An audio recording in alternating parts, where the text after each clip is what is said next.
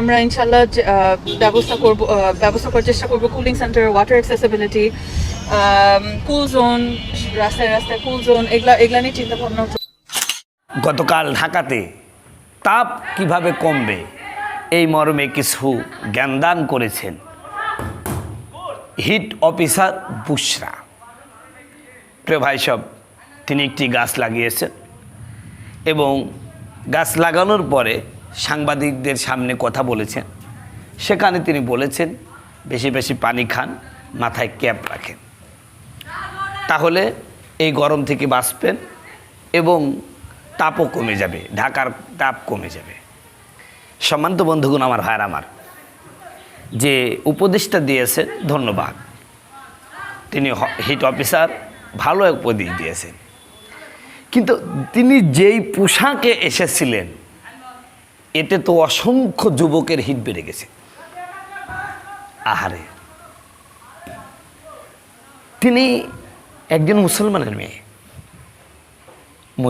মেয়ে, যেহেতু তিনি ইনশাল্লাহ বলছেন, অমুসলিম হলে তো আর ইনশাল্লাহ বলতো না, ইনশাল্লাহ বলছেন, অথচ বুকে কোনো ওড়না নেই। আল্লাহ বলছেন কি, ওয়াল ইয়াদরিবনা বিখুমুরিহিন্না আলা জুইবিহিন্না, আর প্রত্যেকটা বয়প্রাপ্তা নারী সে যেন তার বুকে ওড়না রাখে। আমার বন্ধুগণ, আমার ভাইরা, তিনি যখন শহরের তাপ কিভাবে কমবে এই নিয়ে বক্তৃতা করছিলেন, তখন তার বক্তৃতায় যতগুলো ভিউ হয়েছে তার চেয়ে বেশি কমেন্ট হয়েছে, এবং এই কমেন্টগুলোতে যুবকেরা কী হারে তার উপর উপচে পড়েছে, তার বক্ষের দিকে কিভাবে তাকিয়েছে আপনারা দেখেছেন।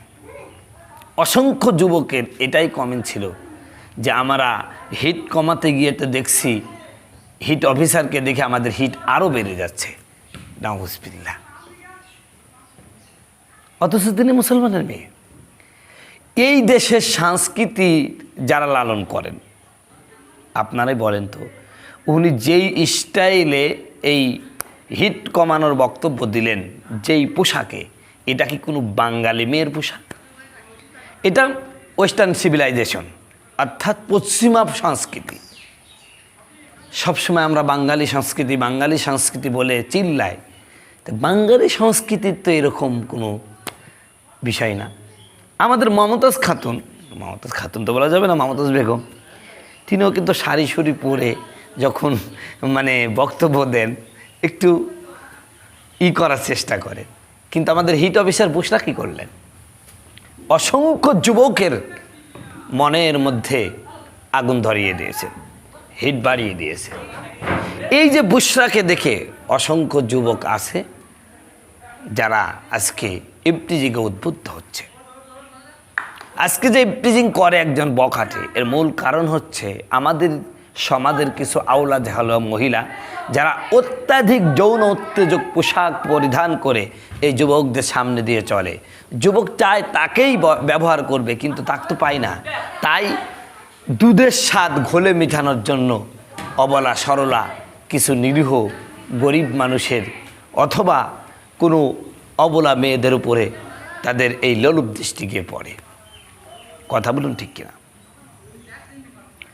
বন্ধুগণ, আমার ভাইয়েরা আমার, আপনি হিট অফিসার হন আর যেই অফিসার হন, বিষয়টা হলো সেটা হচ্ছে আপনি মুসলমানের মেয়ে। অসংখ্য সাংবাদিক আপনাকে ক্যামেরা করেছে, কমাসকা বুকের উপর একটা ওড়না থাকার দরকার ছিল। ওড়না তো নাই, বরং এমনভাবে এমন একটা পোশাক পরে এসেছে যে পোশাকটা পরার পরও নিজেকে উলঙ্গ মনে হয়েছে। আল্লাহ রসুল বলেছেন, অতীতেই এমন একটি জামানা আসবে যেই জামানার নারীরা পোশাক পরিধান করবে, কিন্তু পোশাক পরিধান করার পরও তাদেরকে মনে হবে তারা উলঙ্গ। এই হাদিসের দুটো ব্যাখ্যা এসেছে। এক নম্বর ব্যাখ্যা হলো, ওরা এমন আঁটো পোশাক পরবে যেই পোশাকটা পরার পরে শরীরের উঁচু নিচু অংশগুলো ভেসে উঠবে, অথবা এমন পোশাক পরবে যেই পোশাকটা এত পাতলা হবে, পাতলা হওয়ার কারণে নিচের যে 50-60 টাকা দামের বিড়া বা আছে ওটাও দেখা যাবে। 1400 বছর আগে বিশ্বনবী মুহাম্মদ রাসূলুল্লাহ যেই হাদিসখানা বলল, আজকে 1400 বছর পরে আমরা তা যেন খাপে খাপ মিল পাচ্ছি। এই হিট অফিসারকে দেখে রাসূলুল্লাহর ওই হাদিসটা আমার মনে পড়ে গেল। রাসূল বলেছেন, অচিরেই এমন কিছু নারী আসবে যারা পোশাক পরার পরও উলঙ্গ দেখাবে। এই জন্য বলছি বুশরাবন, তোমার প্রতি কোনো ক্ষোভ নাই, আমার কোনো উপকার ক্ষোভ নাই।